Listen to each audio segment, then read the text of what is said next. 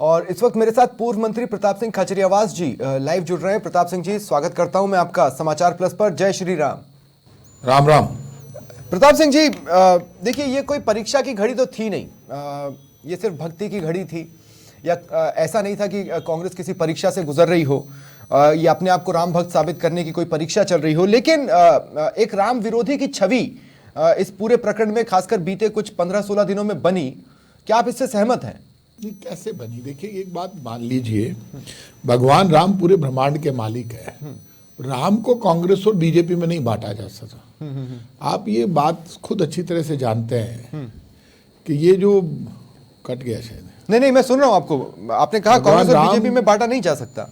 नहीं, प्रताप सिंह जी तक भगवान राम जी, आप इस बात को जानते हैं, भगवान राम पूरी ब्रह्मांड के मालिक है और राम को कभी पार्टियों में, जाति में, धर्म में नहीं बांटा जा सकता। कुछ लोग इसी प्रयास में लगे हुए हैं कि राम को भी धर्म, जाति, पॉलिटिकल पार्टियों में, कुर्सी में, पावर में बांट दिया जाए। राम तो सबका भला करते हैं, तो राम की पूजा पाठ तो कांग्रेस के लोग भी करते हैं, बीजेपी के लोग भी करते हैं। अब ऐसे में एक ये माहौल चल रहा है चुनाव का इस वक्त। जो मैंने आपकी बात सुनी, आपने कहा कि कांग्रेस और बीजेपी में भगवान राम को बांटा नहीं जा सकता, बिल्कुल सत्य बात है।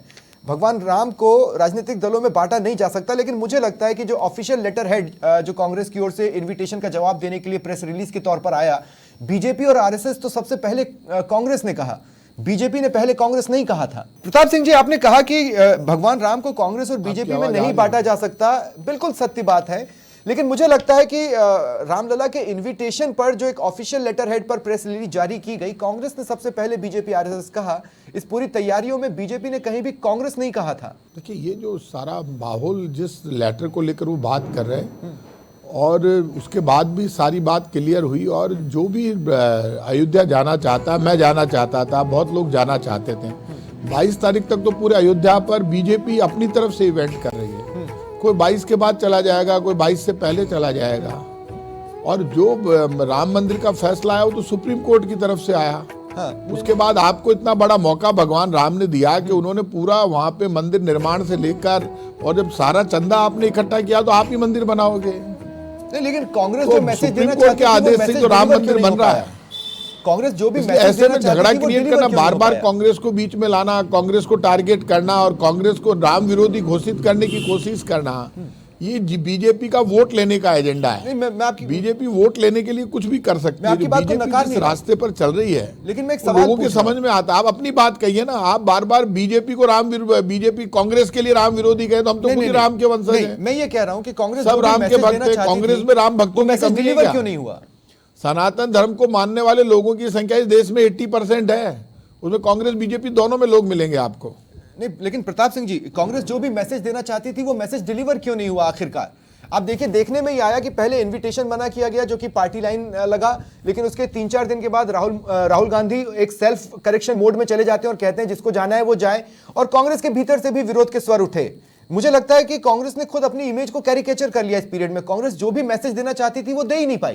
देखिए, कांग्रेस तो शुरू से महात्मा गांधी खुद गाते थे, वैष्णव जन तो तेने कहिए पीर पढ़ाई जाने ने। और आपको पता है महात्मा गांधी का सबसे प्रिय भजन था, ईश्वर अल्लाह तेरो नाम, सबको सन्मति दे भगवान, चाहे गीता चाहे कुरान, सब में बसते राजा राम। तो ये जो भगवान तो खुद ये कहते हुए, महात्मा गांधी तो खुद ये कहते थे, चाहे गीता चाहे कुरान, सब में बसते राजा राम। तो राम को तो आप पूरे ब्रह्मांड के मालिक है, उनके लिए तो पशु पक्षी जीव जंतु तोता मैना आकाश पाताल पृथ्वी जल सब बराबर है। तो उनके लिए तो हिंदू मुसलमान सिख ईसाई फारसी जैन बौद्ध क्रिश्चियन कुछ भी कोई जाति धर्म का व्यक्ति है।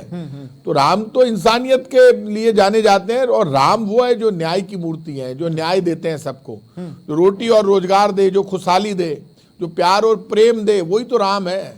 राम का अर्थ यही है कि जिस राज्य में कोई भूखा नहीं सोए, जहाँ परेशानी नहीं हो, जहाँ दुख नहीं। सवाल ये है, अब राम राज्य की कांग्रेस का मैसेज आखिर जनता में डिलीवर क्यों नहीं हुआ? मैसेज तो ये गया कि देश जिस दिशा में जा रहा था उस दिशा में कांग्रेस चली ही नहीं। बार बार राम मंदिर के लिए आप कह रहे, तो आपने ठीक है, देश ये बहुत भला है।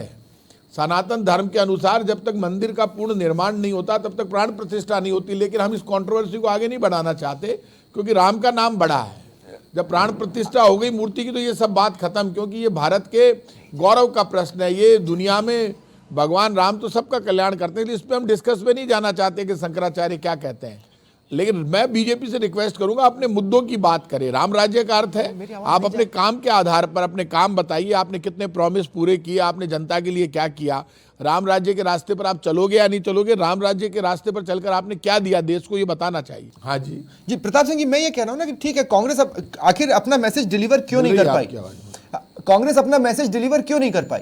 लोग ये देख रहे थे कि देश जिस दिशा में जा रहा है कांग्रेस उस दिशा में जा नहीं रही है, हालांकि कांग्रेस के कुछ चेहरे गए। आप देखिए कांग्रेस एक बात समझ लीजिए, कांग्रेस तो मैसेज खूब डिलीवर करती है, लेकिन जनता को भी स्वीकार करना चाहिए सच को। ये नहीं है कि आप बार बार ये कह रहे हैं कि जो राम को लाए हम उनको लाएंगे, ये तो नारा ही गलत है, पाप है।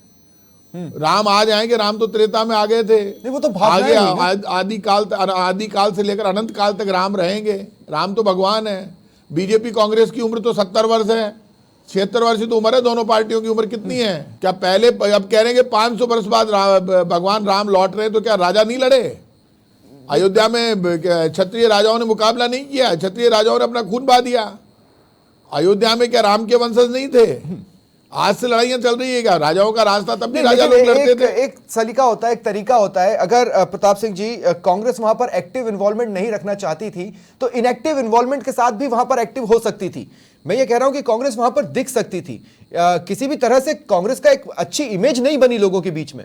करता हूं, हम रोज पूजा पाठ करते हैं भगवान राम की। कोई अयोध्या में खड़े होकर ही राम का हम 22 को जाना चाहते थे, अब 22 के बाद चले जाएंगे। नहीं, मान लीजिए अगर देश अगर आपको आज देखना चाहता था तो क्या? देश तो पता नहीं हमें देखना चाहता था या नहीं चाहता था, मुझे पता नहीं। लेकिन कांग्रेस राम भक्त है, राम के रास्ते पर चलती है। राम राज्य की कल्पना यदि किसी रोटी रोजगार की योजनाएं लेकर, right to food, right to work, right to education, right to information, यदि कोई लेकर आया राइट टू फूड वगैरह, तो ये राम राज्य का रास्ता ये कांग्रेस लेकर आई। कांग्रेस हमेशा राम राज्य की बात मुझे लगता है कि 1989 कांग्रेस अगर वहां पर इन्वॉल्व होती तो किसी भी तरह का मैसेज जा सकता था, जिसका रिस्क कांग्रेस ने नहीं लिया।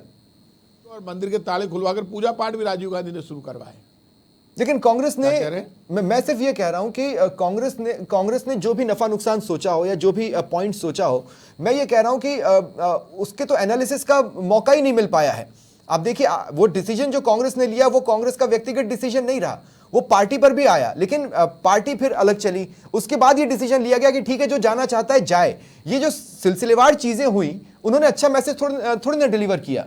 जोड़ो न्याय यात्रा पर निकले हुए, न्याय तो राम तो खुद न्याय के लिए जाने जाते हैं, लोगों की एकता के लिए जाने जाते हैं। देश प्यार प्रेम और राहुल गांधी न्याय यात्रा पर थे। एकता जहां नजर आती है वहीं तो राम होते हैं। हाँ, नहीं, लेकिन देश राम यात्रा पर था और राहुल न्याय यात्रा पर थे।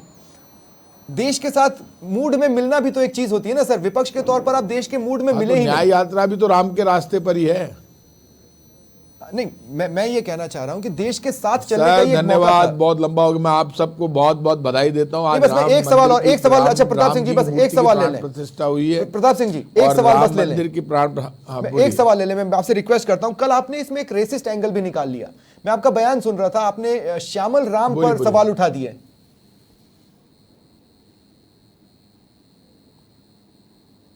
देखिए, मैं रामायण में जो लिखा हुआ है, रामायण में भगवान राम को गोर वर्ण बताया गया है।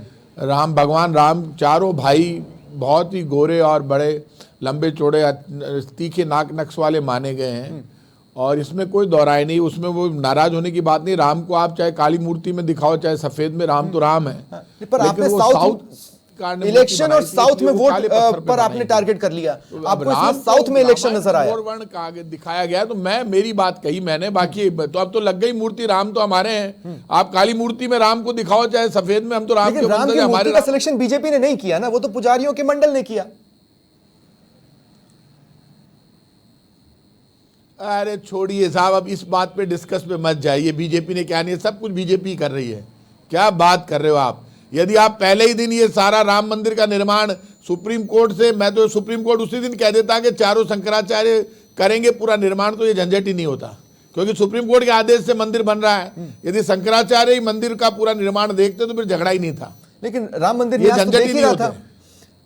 मुझे लग रहा है इस पूरे जश्न को आपने बीजेपी के चश्मे से देखा। आपको सब पता, सब बीजेपी के हाथ में है वहां, तो आप कैसी बात कर रहे हैं?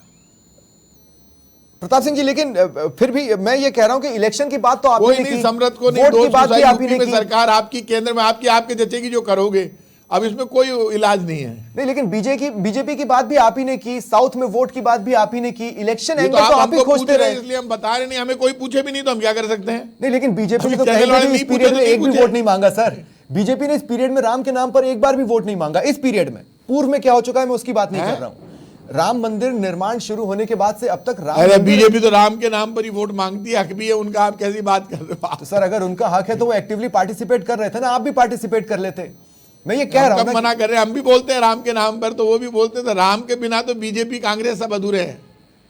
सर, लेकिन आप मालूम उस अधूरेपन को पूरा कर सकते थे, आपने उस मौके को इस बार गवाया, ऐसा मुझे लगता है। ये एक पॉलिटिकल सुसाइड ज्यादा नजर आता है कांग्रेस का। कोई पॉलिटिकल सुसाइड नहीं है, राम जी किसी का सुसाइड नहीं करवाते, राम जी सबको मौका देते हैं। 2014 तक कांग्रेस ही शासन में थी, कल जमाना वापस बदल जाएगा, आप देखते जाइए क्या क्या होता है। आप कुछ प्लान कर रहे हैं, आप अपना मैसेज इस बार भी डिलीवर नहीं कर पाए, आगे कैसे डिलीवर हो जाएगा? अब देखिए, ये तो हमारे दिल्ली के बड़े नेता बताएंगे। आप बाकी आज आपको राम मंदिर में भगवान राम की मूर्ति की प्राण प्रतिष्ठा हुई है, उसके लिए आपको बहुत बहुत बधाई, बहुत बहुत शुभकामनाएं, धन्यवाद। चलिए, शुक्रिया, राम राम। शुक्रिया प्रताप सिंह जी। हालांकि और भी वक्त होता तो और भी बातचीत हम कर पाते, लेकिन ठीक है। बहुत बहुत शुक्रिया आपका हमारे साथ जुड़ने के लिए और चर्चा में शामिल होने के लिए।